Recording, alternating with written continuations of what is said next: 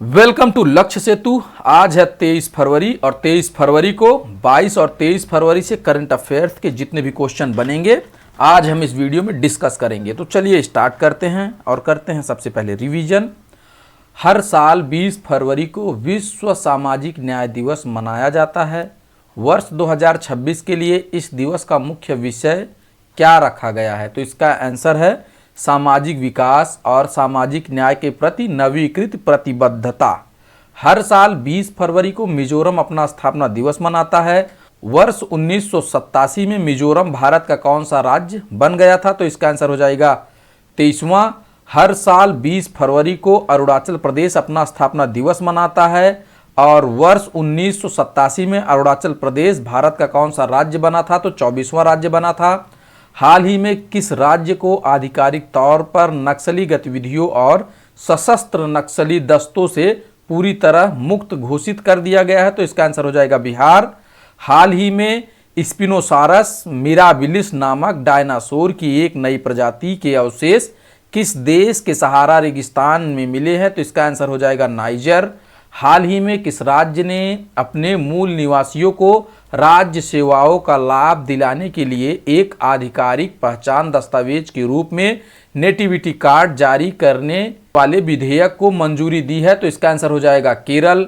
हाल ही में Bharat PACS silica नामक गठबंधन में शामिल हुआ है। यह गठबंधन मुख्य रूप से किस क्षेत्र में सुरक्षित आपूर्ति श्रृंखला बनाने के लिए गठित किया गया है? तो इसका आंसर हो जाएगा सेमीकंडक्टर और कृत्रिम बुद्धिमत्ता AI।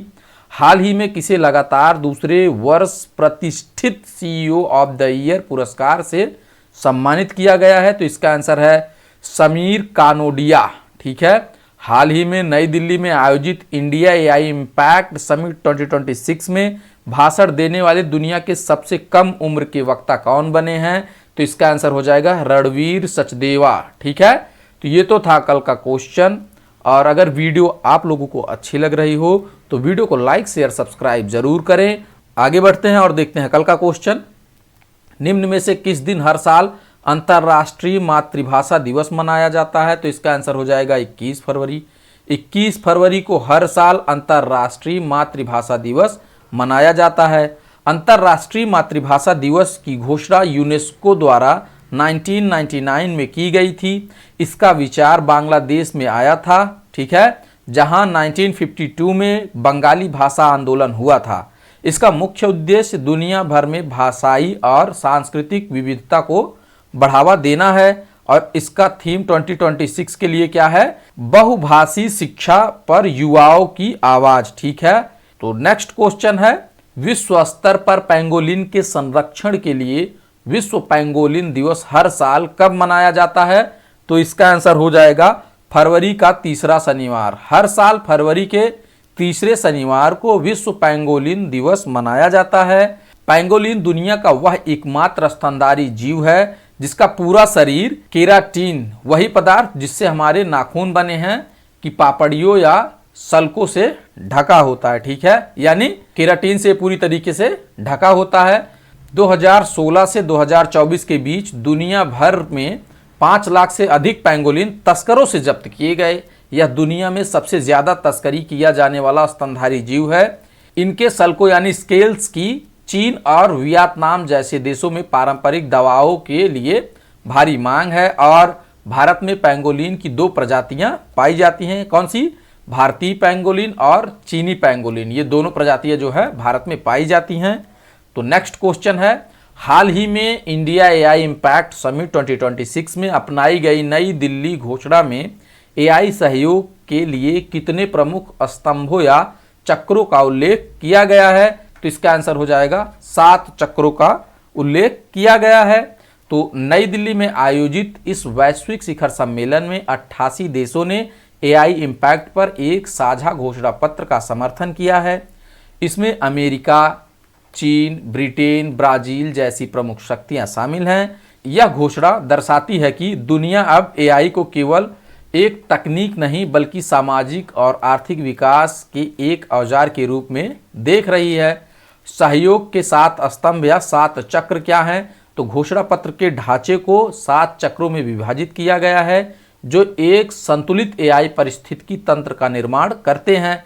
तो पहला है एआई संसाधनों का लोकतंत्रीकरण, यानी तकनीक तक सबकी पहुंच हो, ठीक है। और आर्थिक और सामाजिक कल्याण, यानी एआई का उपयोग गरीबी हटाने और विकास के लिए हो। सुरक्षित और विश्वसनीय एआई, यानी भरोसेमंद ढांचों का निर्माण हो।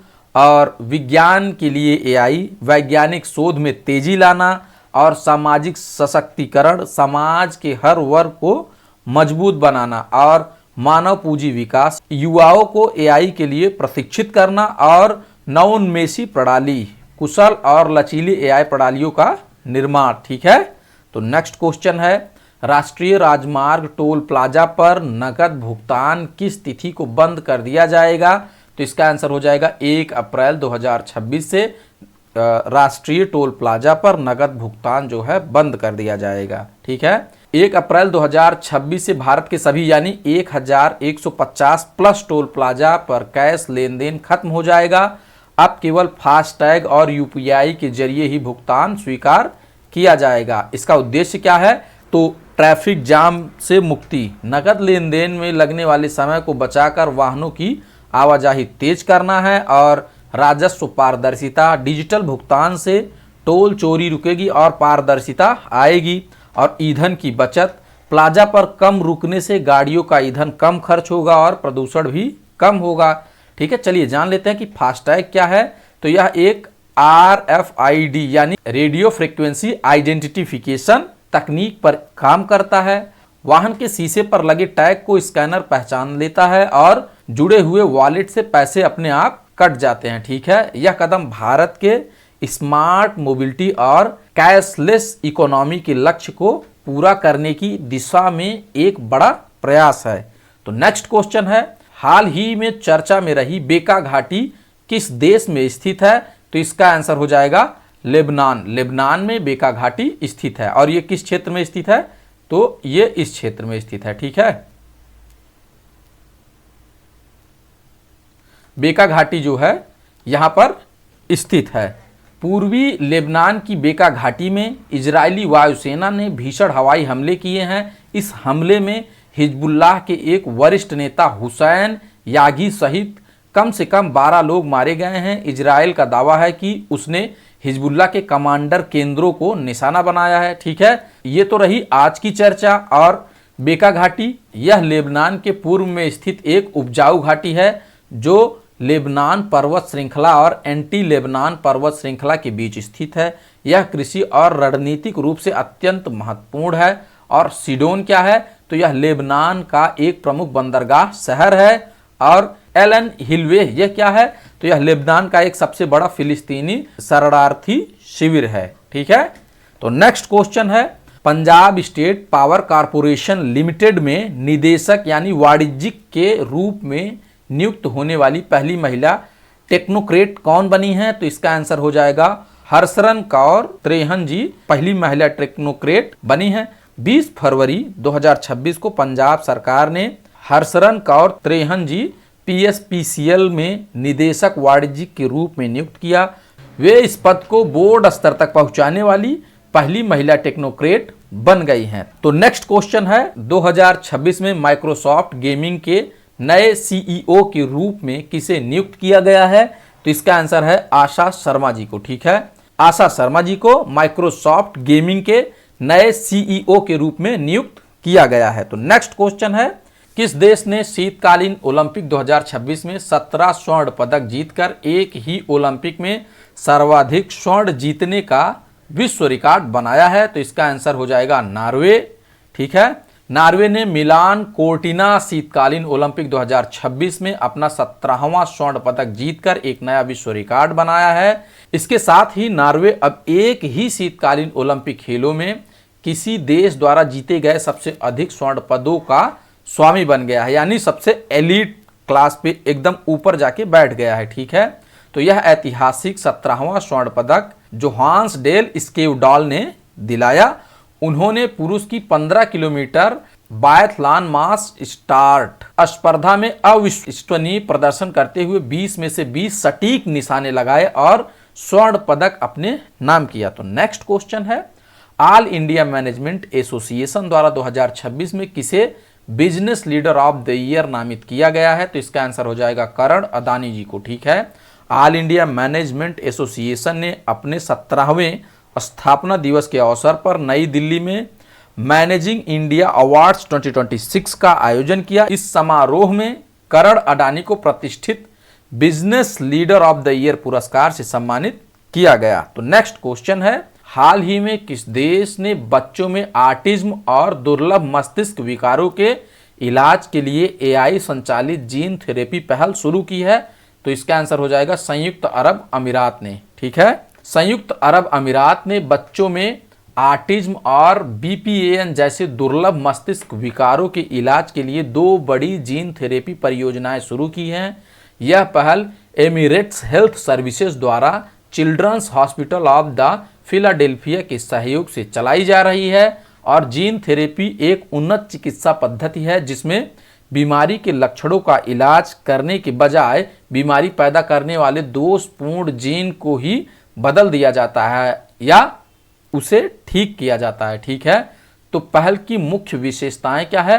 तो सटीक चिकित्सा। ठीक है, इसमें बच्चों के आनुवांशिक प्रोफाइल के आधार पर इलाज को कस्टमाइज किया जाता है। एआई का उपयोग कैसे करेंगे? तो कृत्रिम बुद्धिमत्ता यानी एआई के जरिए जीनोम डेटा का विश्लेषण किया जाएगा ताकि उच्च जोखिम वाले बच्चों की पहचान जन्म के समय ही की जा सके। ठीक है, बीपीएन पर फोकस, यह beta propeller protein associated neurodegeneration नामक एक बहुत ही दुर्लभ विकार को लक्षित करती है जो विकास में देरी और मिर्गी के दौरे का कारण बढ़ता है। ठीक है, एमिराती जीनोम प्रोग्राम, इस प्रोग्राम से प्राप्त डेटा का उपयोग करके स्थानीय आबादी के लिए व्यक्तिगत उपचार तैयार किए जाएंगे। ठीक है, तो ये तो थी इसकी कुछ विशेषताएं। नेक्स्ट क्वेश्चन है, हाल ही में यूनेस्को एशिया पैसिफिक सांस्कृतिक विरासत संरक्षण पुरस्कारों में मेरिट पुरस्कार जीतने वाला आवर लेडी ऑफ ग्रेस गिरजाघर महाराष्ट्र के किस शहर में स्थित है? तो इसका आंसर हो जाएगा ये वसई में स्थित है। ठीक है, महाराष्ट्र के वसई यानी पालघर जिला में स्थित 475 साल पुराने आवर लेडी ग्राफ ग्रेस गिरजाघर को यूनेस्को द्वारा मेरिट पुरस्कार से सम्मानित किया गया है। यह पुरस्कार बैंकॉक में आयोजित एक समारोह में दिया गया। ठीक है, यह पुरस्कार सामुदायिक नेतृत्व और पारंपरिक तकनीकों के माध्यम से किए गए सफल जीर्णोद्धार के लिए दिया गया है। निर्माण तकनीक, यह 16वीं शताब्दी की पुर्तगाली काल की संरचना है जिसे बिना ईंट या सीमेंट के केवल पत्थर और मिट्टी आधारित पारंपरिक तकनीकों से बनाया गया था। ठीक है, और सामुदायिक भागीदारी, इस परियोजना की सबसे खास बात यह है कि इसके लिए लगभग 4.5 करोड़ रुपए का फंड स्थानीय समुदाय यानी पेरिस सदस्यों ने दान के माध्यम से जुटाया था। ठीक है, और वास्तुकार, संरक्षण वास्तुकार एंसली लुइस ने इस ऐतिहासिक ढांचे की मूल गरिमा को बहाल करने में मुख्य भूमिका निभाई है। ठीक है, तो वसई जिसे पहले बस्सीन कहा जाता था 16वीं शताब्दी में पुर्तगालियों का एक प्रमुख गढ़ था। यह कैथेड्रल उसी काल के कैथोलिक धर्म प्रसार और वास्तुकला का जीता जागता प्रमाण है। ठीक है, और इसकी रजत जयंती मनाई गई। तो यूनेस्को एशिया प्रशांत पुरस्कारों का यह 25वां वर्ष यानी रजत जयंती था। ठीक है, और जूरी का निर्णय 16 देशों की 90 प्रविष्टियों में से वसई के इस गिरजाघर को तकनीकी सटीकता और निरंतरता के लिए चुना गया। ठीक है, तो नेक्स्ट क्वेश्चन है जो कि आज का क्वेश्चन है, तो निम्नलिखित में से कौन सा देश विश्व में मिर्च का सबसे बड़ा उत्पादक और निर्यातक है? ठीक है, निम्न में से कौन सा देश विश्व में मिर्च का सबसे बड़ा उत्पादक और निर्यातक है? तो इसका आंसर आप लोग हमें कमेंट बॉक्स में देंगे। अगर वीडियो आप लोगों को अच्छी लग रही हो तो वीडियो को लाइक शेयर सब्सक्राइब जरूर करेंगे। तो चलिए आगे बढ़ते हैं और देखते हैं कल का क्वेश्चन। निम्नलिखित में से किस शास्त्रीय नृत्य शैली को पूर्व का गाथा गीत कहा जाता है? और आप लोग डिस्क्रिप्शन को पढ़ लेंगे। Thanks for watching, please subscribe.